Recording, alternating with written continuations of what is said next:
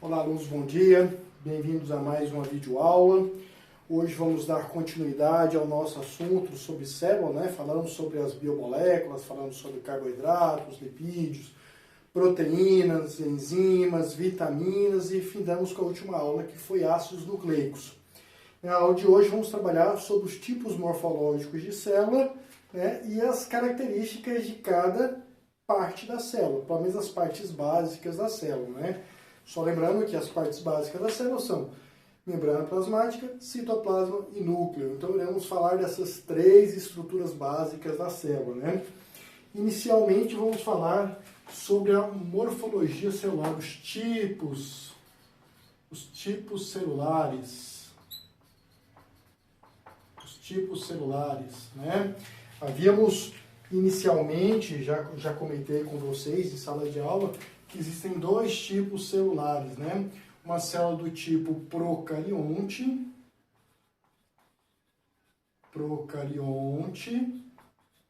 e o tipo celular eucarionte, né? Né? Lembrando que existem diferenças entre esses dois tipos celulares. Procarionte, o pro vem de anterior, carionte vem de carioteca ou núcleo, né? Uma célula que surge anterior ao aparecimento do núcleo. Então, obviamente, essa célula aqui não possui núcleo, né? Ela não possui organização nuclear. Então, essa célula possui material genético, mas não tem núcleo, né? Então, além da ausência do núcleo, é ausente também organelas citoplasmáticas membranosas. Então, essa célula não terá carioteca, tá? Que é a membrana que forma o núcleo. Além de não ter carioteca, obviamente não terá núcleo, também não tem organelas membranosas. Tá? Já a célula eucarionte, do termo eu, que quer dizer verdadeiro, né? E carionte, núcleo, né? Esse tipo de célula aqui já possui núcleo verdadeiro, né? Então, possui núcleo. Né? Então, basicamente, esta célula não tem núcleo, esta célula tem núcleo, né? Além da presença da membrana nuclear, que é a carioteca, que forma o núcleo, também é encontrado nesse tipo de célula todas as organelas membranosas, tá? Então, aqui não tem núcleo e não tem organelas membranosas, e o eucarionte possui núcleo e possui organelas membranosas, né? E aí, como exemplo, nós podemos citar aqui de células procariontes, nós temos as bactérias, as árqueas e as cianobactérias.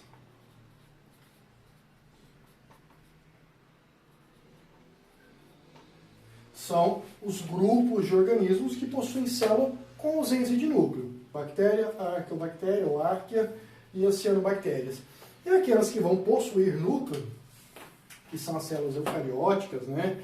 E essas células aqui são divididas em dois grupos, né? Esses grupos são célula animal e célula vegetal.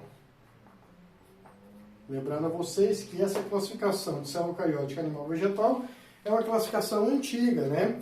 De um período onde a microscopia não era tão avançada assim. Então, a essa época só existiam dois grandes reinos, animal e vegetal, e observaram os pesquisadores à época que todo animal era feito de célula e todo vegetal era feito de célula. Logo, toda célula é eucarionte, ou pode ser animal ou vegetal.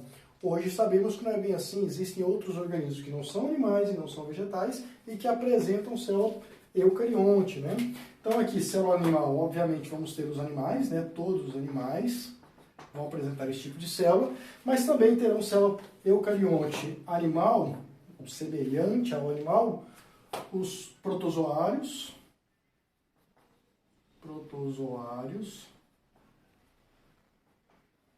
e os fungos, né? E aqui a célula vegetal, vamos ter, obviamente, as plantas, né? Todas as plantas, né? E teremos também Além das plantas, as algas também têm célula semelhante às das plantas, né? As algas. As algas que algum tempo atrás eram também classificadas como plantas. Então, morfologicamente, nós temos dois grandes grupos de célula, procarionte e eucarionte, né? O que essa célula tem de comum a essa? Porque já falamos das diferenças. Ela não tem núcleo, essa não tem núcleo, essa tem núcleo. Essa não tem organela membranosa, essa tem organela membranosa. Essas são as diferenças. Agora, de semelhanças, o que elas apresentam? Elas vão apresentar de semelhanças. Obviamente, a membrana plasmática. Membrana plasmática. O citoplasma. Todas vão apresentar citoplasma. O material genético, obviamente, que é DNA e RNA, todas vão apresentar. Material genético. E, além dessas três, irão apresentar em comum uma única organela, que é o ribossomo. Ribossomos. Então, de comum aos dois grupos de células, nós temos membrana plasmática, citoplasma, material genético, que é o DNA e o RNA, e os ribossomos. Inicialmente, vamos começar trabalhando sobre membrana plasmática. Então, a gente vai entender a morfologia da membrana plasmática e a função dela dentro da célula, né? Então, vamos começar, então, o nosso principal assunto de hoje, que é a membrana plasmática, né? Vou até anotar aqui, né? A aula de hoje, membrana plasmática, né? Primeiramente, né? Como função, para que serve a membrana plasmática? Tá? Função. Então, inicialmente, a membrana plasmática tem a função de delimitar a célula. É ela que delimita o espaço físico da célula e separa o que está fora da célula do que está dentro, né? Então, uma das funções óbvias da membrana é delimitar a célula. Delimitar a célula.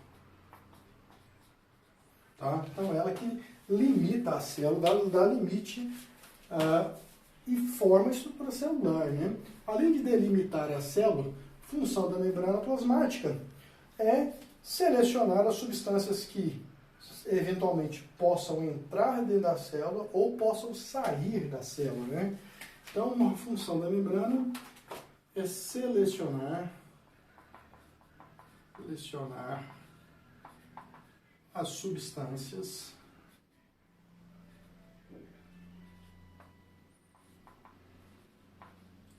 que entram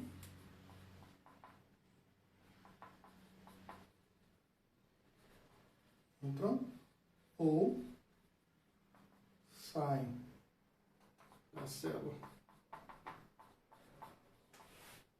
Então, seleciona as substâncias que possam entrar ou sair da célula, né? Então, delimitar e selecionar substâncias. Outra função da membrana plasmática é a forma da célula. Além de delimitar, é a morfologia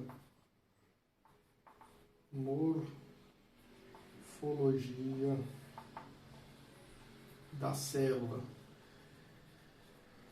né? Ela também pode dar morfologia da célula. Então, nós temos célula lá com morfologia estrelada, como é o caso dos neurônios, né? Morfologia esférica, né? Morfologia alongada, né? Fibrosa, enfim, tem vários tipos morfológicos celular. Aí a morfologia da célula também é delimitada pela membrana, né? Bom, a membrana, senhores, membrana plasmática, né? Ela é composta por duas substâncias. Vamos colocar aqui, ó. Membrana plasmática. Ela é composta por duas substâncias. básicas, né? Existem mais, né? Mas as duas principais são essas, né? Ela é lipoproteica. Ela é feita de lipídios, gordura, e proteínas, né? Então, ela é feita de lipídios e proteínas. Né? Então, quais são os lipídios que formam a membrana plasmática? Nós temos dois grandes grupos de lipídios aqui que vão formar a membrana plasmática. O primeiro, esse primeiro ele é formado por uma dupla camada, né? Uma camada voltada para o lado externo e uma camada voltada para o lado interno, que é o fosfolipídio. Fosfolipídio. Tá? Então, ela é formada por duas camadas de fosfolipídio, o outro lipídio que também compõe a membrana plasmática e vai grudar um fosfolipídio no outro, formar como se fosse um cimento, da rigidez da membrana, né? É o colesterol. Colesterol. Então, o colesterol é importante? Claro que é. O colesterol, além de fazer parte da composição de hormônios, né, do nosso organismo, ele também compõe a membrana plasmática de todas as nossas suas células. Então, o colesterol é importante. Né? E proteínas, né? Essas proteínas, eu vou comentar um pouquinho depois sobre elas. Nós temos proteínas que transcendem a parte interna e a parte externa, e algumas outras que ficam apenas na parte externa ou apenas na parte interna. Vou comentar delas depois. Primeiro vamos falar do principal, que é o fosfolipídio. Né? Fosfolipídio. Fosfolipídio, ele é considerado uma substância anfícrina. O que é uma substância anfícrina? Uma substância que parte da sua composição molecular apresenta polaridade, afinidade com a água, e parte não apresenta afinidade com a água, que nós chamamos de apolar. Então nós temos uma parte do fosfolipídio que permite a aproximação de água, ou classificada como parte polar ou hidrofílica. Nós temos uma parte do lipídio que não apresenta afinidade com a água, que nós chamamos de apolar ou hidrofóbica. Né? O fosfolipídio é representado dessa forma aqui. Ó. Ele é representado por uma cabeça, né? E por um corpinho. Esse corpinho, ele é apolar ou hidrofóbico. Apolar. Ou seja, não gosta de água, não permite aproximação de água, não tem afinidade com a água. Né? E essa cabeça aqui, do fosfolipídio, ela apresenta polaridade, ela é polar. Apresenta cargas. Lembrando que toda substância que apresenta carga, seja ela positiva ou negativa, ela é miscível à água. Né?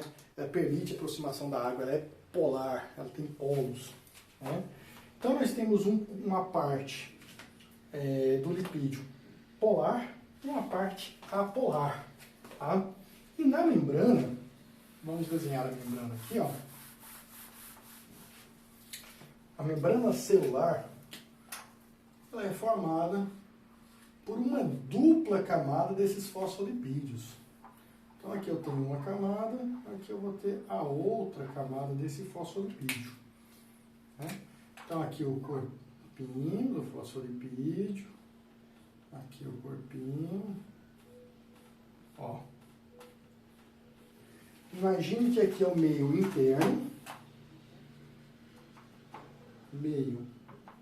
interno, ou seja, dentro da célula. Aqui é o meio externo, fora da célula.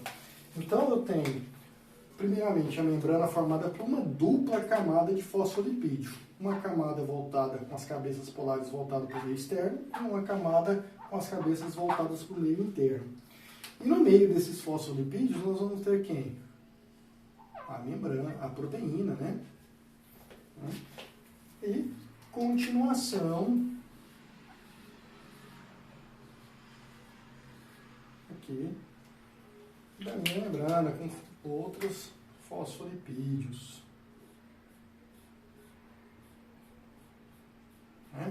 Então, senhores, olha só. E, eventualmente, nós teríamos proteínas na parte interna e proteínas também na parte externa. Né? Essas proteínas que transcendem o meio interno com o meio externo é chamada de proteína integral, são as integrais. Integrais. E essas que ficam na parte externa ou interna são as periféricas. Então nós temos dois grandes grupos de proteínas, as integrais e as periféricas, né? E o lipídio, né, que é o fosfolipídio. Vou até colocar aqui de novo o nome. Fosfolipídios. Né? E no meio desses fosfolipídios nós temos as moléculas de colesterol. Né? Colesterol.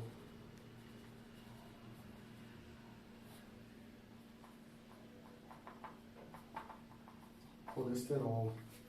Né? Então aqui nós temos o esqueminha da nossa membrana.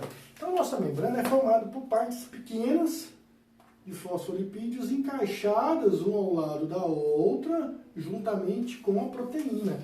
Por isso que dois cientistas, os que desenvolveram um modelo para modelo esquemático, né, para essa membrana, por isso que nós colocamos ela assim, porque esse modelinho foi produzido por dois cientistas, chamados Singer e Nicholson, né? Esses dois cientistas, eles propuseram esse modelo. E eles chamaram esse modelo de mosaico. Então isso aqui é um modelo da membrana. Um modelo mosaico fluido. Tá? Esse modelo mosaico fluido é fluido porque as substâncias podem entrar, né? Entrar ou sair da célula. Só que assim, a célula consegue, através da sua membrana, selecionar algumas substâncias que entram e saem. Ela consegue selecionar tudo? Não. Algumas não apresentam controle pela célula. Por exemplo, água. A água tem livre passagem. Tá? Então a água ela pode tanto entrar para dentro da célula ou sair, dependendo da concentração de soluto no meio externo e no meio interno. Então a membrana não consegue controlar a entrada e saída de água. Mas outras substâncias, né, alguns carboidratos, alguns lipídios, algumas proteínas, algumas moléculas em geral, a membrana consegue controlar. Tá? Então ela consegue barrar a entrada ou permitir a entrada. Tá? Por isso nós falamos que a membrana ela é semipermeável. Ela consegue selecionar algumas substâncias, outras não. Tá? Então, uma propriedade da membrana, a gente dela ser formada por um mosaico, ela é semipermeável.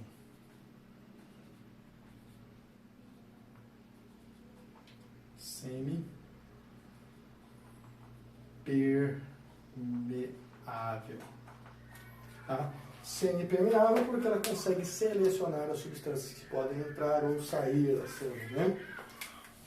E como que a membrana consegue selecionar essas substâncias? Existem dois tipos de transportes que podem ocorrer pela membrana. Ela consegue selecionar isso. Tá? Um transporte em que a célula não controla a entrada e saída. Tá?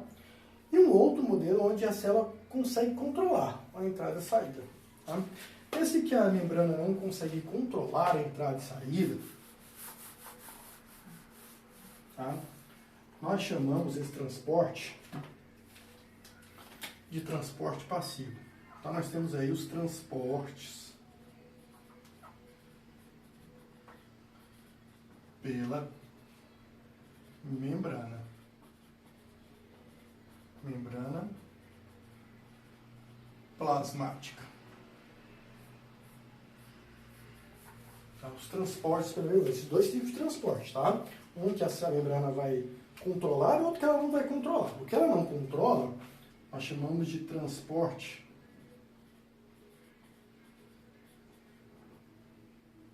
passivo. Tá? A célula não vai controlar. E o outro em que a célula vai controlar. Olha, vai lá e vai pegar lá fora a substância e vai colocar dentro dela. Né? Que é o transporte ativo. Né? Então, são quantos tipos de transporte? Dois. Um passivo e um ativo. Tá? Existem propriedades para esses transportes. Né? Transporte passivo, onde a célula não controla a entrada e saída de água, Esse transporte passivo pode ser classificado em 3 tipos. 2, basicamente, mais um a gente subdivide ele. Tá? Quais são os transportes em que a célula não consegue controlar as substâncias que entram e saem? Elas passam passivamente. Osmose e difusão. A difusão. Tá?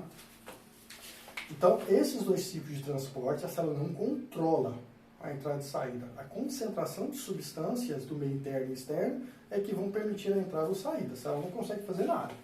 Tá? Se a célula não consegue fazer nada, primeiramente, uma característica importante desse transporte, a célula não gasta energia para ele acontecer. Tá? Então, é um transporte que ocorre sem gasto energético. Então, ele ocorre sem gasto de energético. Tá? Quais são eles? Osmose e difusão. A difusão a gente pode subdividir em 2 grupos, que é a difusão simples e difusão facilitada. Facilitada. Tá? Então, são 2 tipos. Osmose, passagem de solvente. Difusão, passagem de soluto. Próxima aula eu vou explicar como é que funciona cada processozinho desse, tanto a osmose quanto a difusão. E o transporte ativo, olha, obviamente, se o transporte passivo é aquele que a célula não controla e não ocorre gasto energético, aquele que a célula controla, que é o ativo, ocorre com gasto energético. Então, existe um custo para isso. A célula vai lá, pega a substância que ela precisa, mas qual é o custo disso? O custo é o gasto energético. Né? Então, ocorre com gasto energético. Gasto energético. Lembrando vocês que energia para a célula é ATP. Tá? Então, um transporte ocorre sem gasto de ATP, o outro transporte ocorre com gasto de ATP. Quais são os transportes ativos? Endocitoses, no qual a célula vai lá e pega a partícula e põe dentro dela. Exocitoses.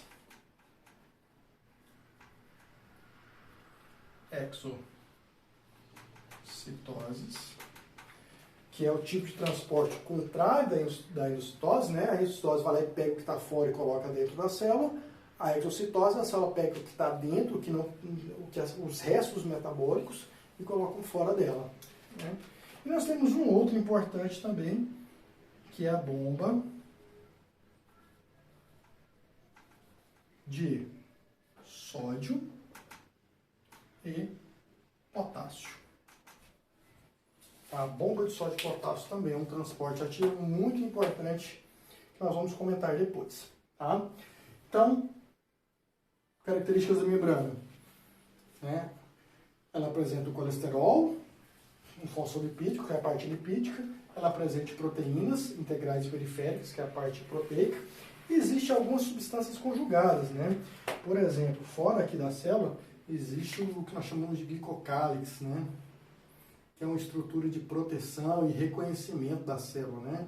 O glicocálix é uma mistura de proteína com carboidrato, né? Glicocálix é glicoproteína.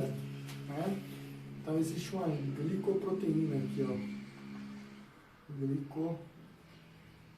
Glicoproteína. Aqui é o glicocálix, né? É uma substância, uma estrutura de reconhecimento celular, né? É uma substância que auxilia na adesão entre uma célula e outra pela membrana, né? E nós temos esses transportes. Próxima aula falaremos especificamente sobre esse transporte. Transporte passivo e transporte ativo. Ok? Um grande abraço a todos. Até a nossa próxima aula.